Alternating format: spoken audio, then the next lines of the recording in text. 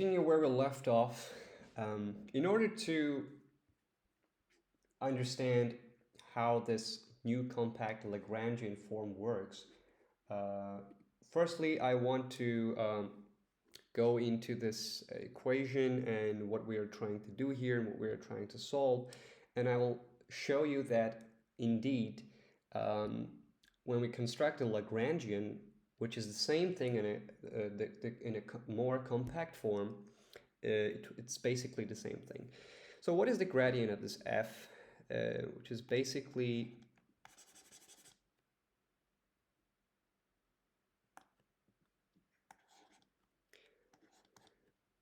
the derivative of f with respect to x and the derivative of f with respect to y.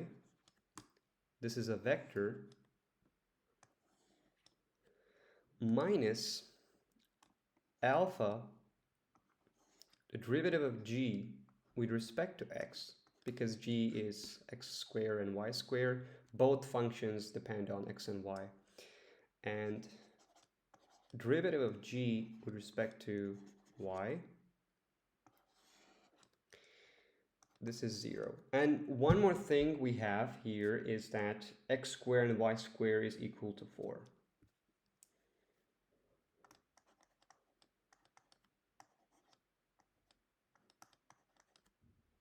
So basically this is what we are trying to solve. And right now I will write the Lagrangian form. Instead of two functions, we fuse them into one function of lambda that is a function of x, y, and alpha,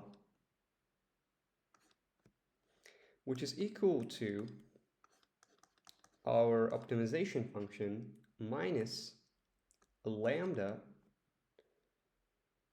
gxy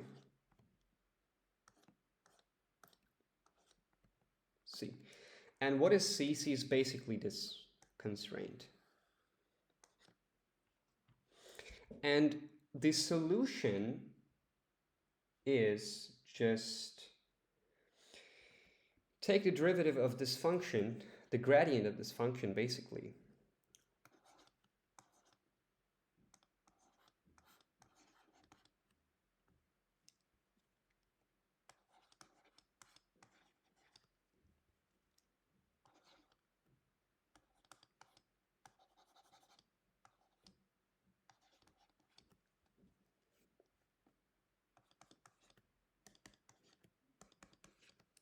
And do this. Basically, we are taking the gradient of this function and we assign 0 to it. So the values should be 0, which is basically saying the gradient of lambda should be 0. And when we try to calculate these, we will get the same result, and I'll show you how. Let's first look at this one.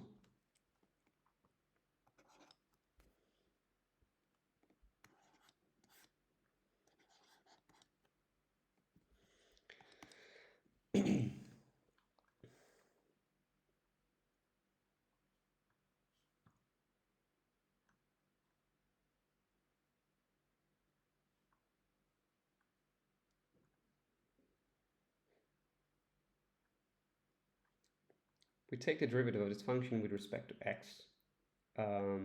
What we are doing here basically is the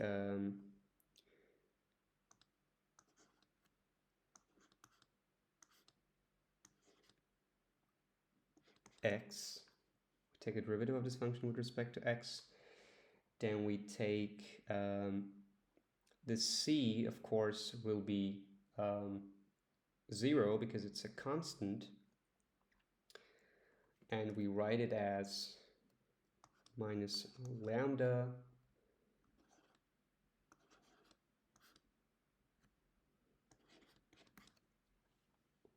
which is 0,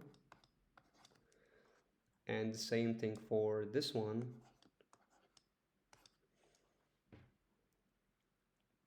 Because you know this property that the derivative of, let's say, f, if it's like, let's say, to function g of x and t of x, then the derivative of this function is basically the derivative of x plus t.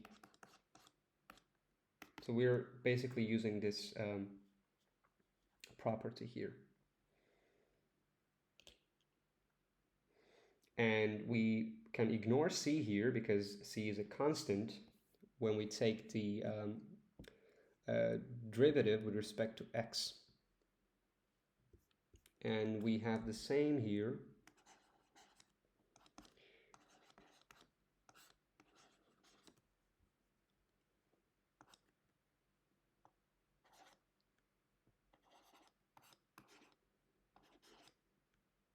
There should be alpha here.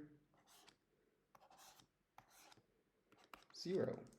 And let's look at this one. What happens here when we take a derivative of lambda with respect to alpha? So what happens here is that when we take the derivative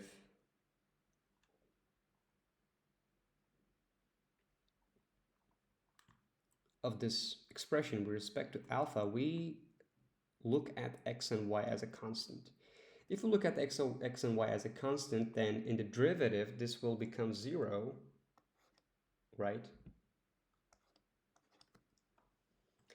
And the rest, this will also become 0. And we will have c left, right?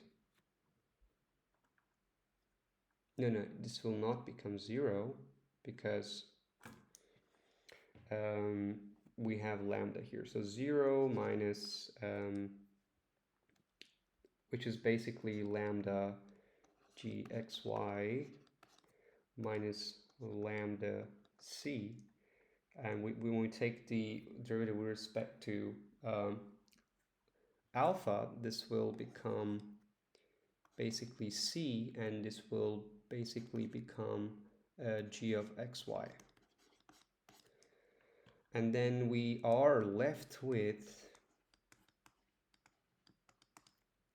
gxy minus c is 0.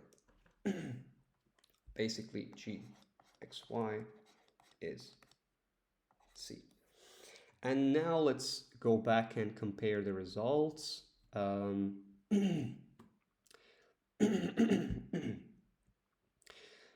It's correct because the first one is correct.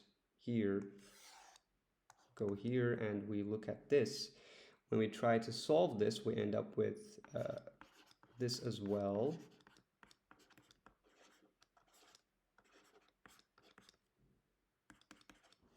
And the same goes for this one.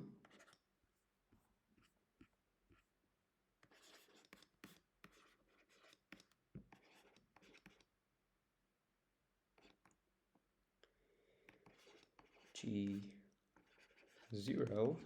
And we also have here, and how do we get here? We have our gxy, which was x squared, y squared, and what was c? C was 4, right?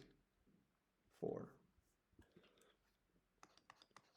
Which is same as this. So we basically wrote the same thing in a more compact form, and it's called Lagrangian.